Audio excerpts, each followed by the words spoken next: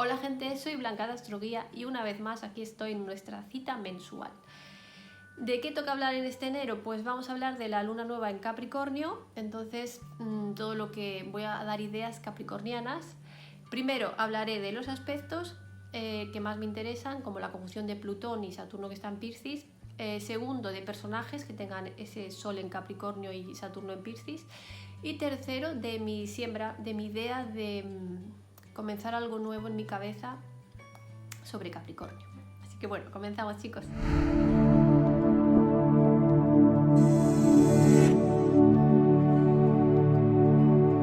Vale, aspectos. El aspecto más fundamental es la conjunción de Plutón.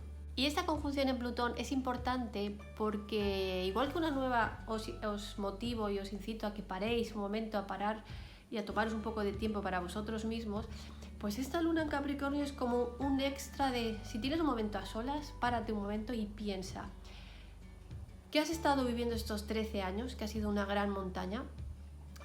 Pues llega a su fin. Tenéis que tener como un poco de conclusión de todo el esfuerzo que habéis tenido en algo concreto estos 13 años. Se acaba y de alguna manera tenéis que sentir vuestra conclusión final y bueno, felicitaros un poco por haberlo logrado, ¿no? Porque no ha debido de ser nada fácil para nadie un Plutón en Capricornio. Plutón desnuda, vulnerabiliza, te deja en lo esencial, te deja, bueno, no sé cómo decirte, muerto te deja. Y en Capricornio es la materia, es el cómo te proyectas en el mundo público, exterior, tu seguridad económica, tus metas, es tu padre interior quien te protege. Entonces nos ha desprotegido nuestro padre interior totalmente, nos ha hecho ver un espejo ahí de cómo te proteges, cómo te cuidas, tanto a nivel físico, económico, sostenerte a ti mismo. Pues no ha sido nada fácil un Plutón en Capricornio. En mi caso, por ejemplo, cuando entró Plutón en Capricornio, tocó mi luna. O sea, madre mía, me mató. Yo, bueno, había muchas posibilidades. Yo ya imaginaba qué posibilidades me podían pasar. Pero no me esperaba una que me enfrentó bastante de frente a mi patriarcado interior. Me quedé embarazada. Y al quedarme embarazada, yo que, pues más o menos, mujer libre en esos tiempos, no hay problema. Pero cuando ya te quedas embarazada, el sistema patriarcal sí que te aplasta bastante, y yo sí que lo vi proyectado en muchas cosas que me limitaban y en la responsabilidad y la carga de saber que soy el ejemplo de seres, ¿no? Y que se sintieran orgullosos y yo aportar lo mayor que podía, el mayor tiempo posible para ellos en este sistema tan complejo. Entonces para mí ha sido, sí, subir una montaña muy grande.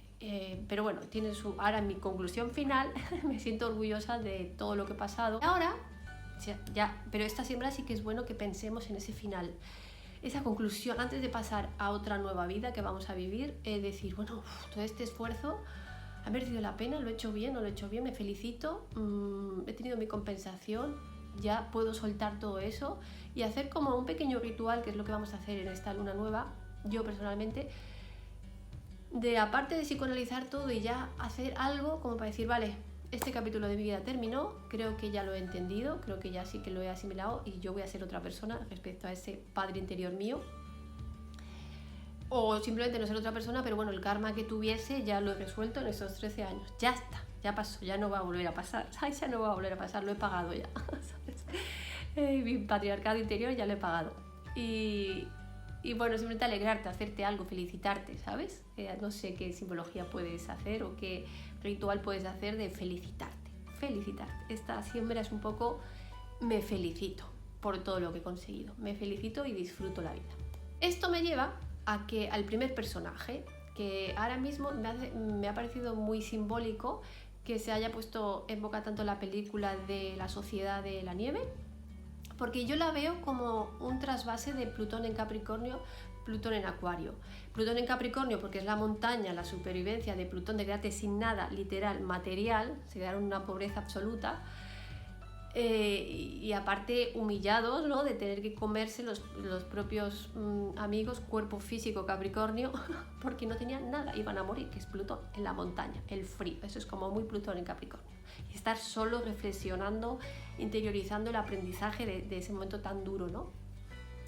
Y Plutón en Acuario, porque también aprendemos de ello, porque bueno, aparte de ser los aviones, ¿no? Que va a haber mucha movida con los aviones, con las alturas y todo esto, con la sociedad. ¿no? Con la sociedad y realmente qué es lo importante. O sea, ya el individualismo ahí moría. Si no eras humilde y si no aportabas y te sentías unido al grupo, no sobrevivías. Entonces es un poco el decir, nos necesitamos unos a otros, pero también hay una gran reflexión que con los personajes, ¿no? Según los vas estudiando, psicoanalizando, que la conclusión era, porque es un poco también como la era en Piscis, es que se acaban muchos ciclos, es curioso. Entonces yo veo analogía a muchos ciclos. Por ejemplo, la era de Piscis, que era ellos eran muy cristianos, ¿no? Como el darse demasiado como Jesús, ¿no? Pero tampoco era eso, porque el personaje que era más Jesucristo, más de la era de Piscis, que era, no me acuerdo ahora del nombre, era el más bueno, ¿no? el que daba, pues murió por eso, porque no se daba tampoco a sí mismo. Entonces yo, por ejemplo, que he tenido este Plutón en la casa 7, eso de los vínculos, los afectos, me ha venido muy bien para entender los personajes de lo que hablaban, que te tenías que preservar un poquito a ti y también dar, ese equilibrio, ese fino equilibrio, ¿no? de la casa 7, de dar, pero también preservarte, porque no puedes, como yo como madre, no puedo dar lo mejor de mí a mis niños si yo no estoy bien. Yo tenía que hacer cosas para mí, que eran ser un poco egoístillas, ¿no? Pero que son muy saludables para que me vean feliz. Esto me lleva entonces al primer personaje. El primer personaje que voy a hablar es uno de los supervivientes de la película, Roberto Canessa, que es Sol en Capricornio en la casa 10, muy bien representado, con un Saturno conjunción Neptuno, que es como un Saturno Piscis. Como en el fondo las metas son más espirituales, ¿no? Porque este Saturno en Piscis nos hace ver, pues nos deshace un poco más de lo material, ¿no? Y nos hace ver qué es lo que importa, ¿no? ¿Verdad? ¿Qué es lo que importa? Es que de verdad que para mí esa pregunta nos la tendríamos que hacer diariamente, y yo me la hago diariamente, ¿no? Entonces, el primer personaje os iba a hablar de Roberto Canessa, porque es Sol en Capricornio con Saturno Neptuno en Piscis.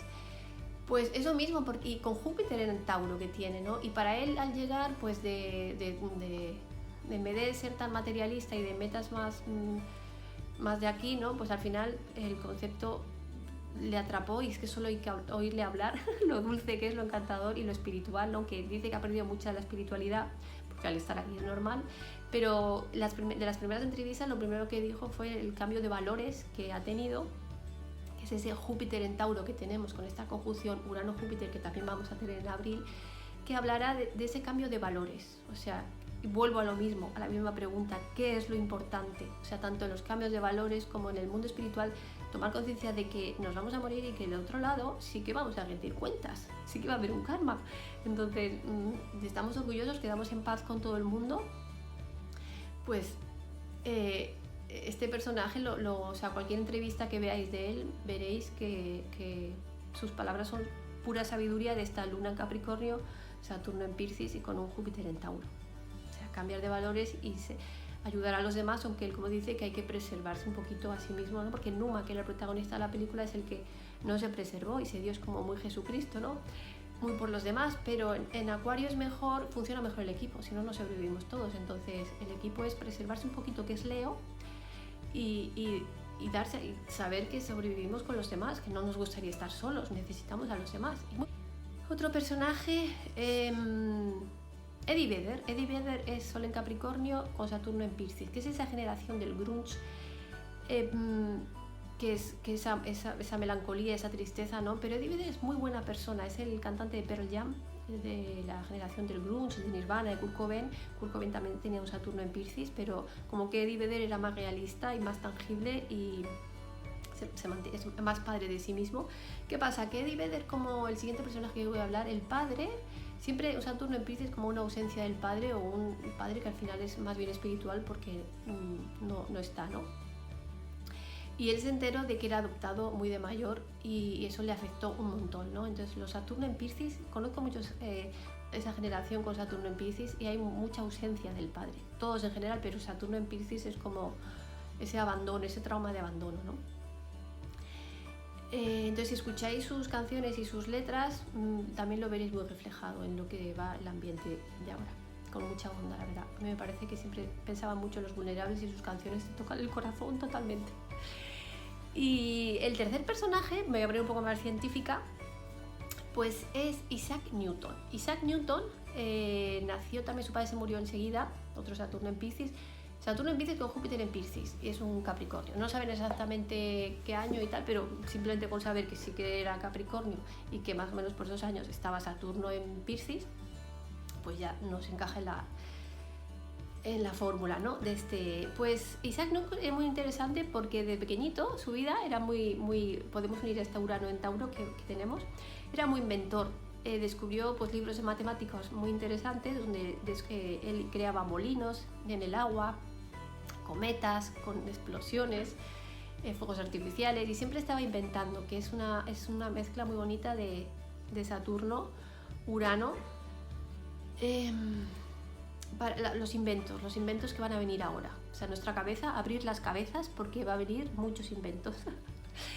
Y después ese lado Capricornio porque él querían que fuera el que se encargara de las tierras del padre, que había muerto, pero no quería, y gracias a un tío pues lo metió en una universidad en la que sí era de los pobres, pero él ya buscaba su manera, ¿no? Del poco dinero que le daba a su madre, pues lo prestaba con intereses. O sea, él quería subir socialmente y con mucho esfuerzo Capricorniano llegó muy alto. Llegó, o sea, ahora os cuento a qué punto llegó. Cuando entró, gracias a su tío, al prestigioso Trinity el College, su ascenso social fue y económico brillante. Como científico no conoció límites. Ganó la prestigiosa cátedra de matemáticas de Cambridge, director de la Casa de la Moneda, presidente del Royal Society, Academia de Ciencia. Total, consiguió todas las metas posibles. Y también una cosa interesante que lo veo muy capricorniano, que es cuando pasó Plutón en Saturno en Capricornio, lo de volver todos a la madriguera, ¿no? Él también en su época tuvo la epidemia de la peste, y en ese tiempo en el que se tuvo que recluir en su casa fue cuando investigó mucho y le dio muchas vueltas a la cabeza y reflexionar como ermitaño para descubrir la fuerza de la gravedad.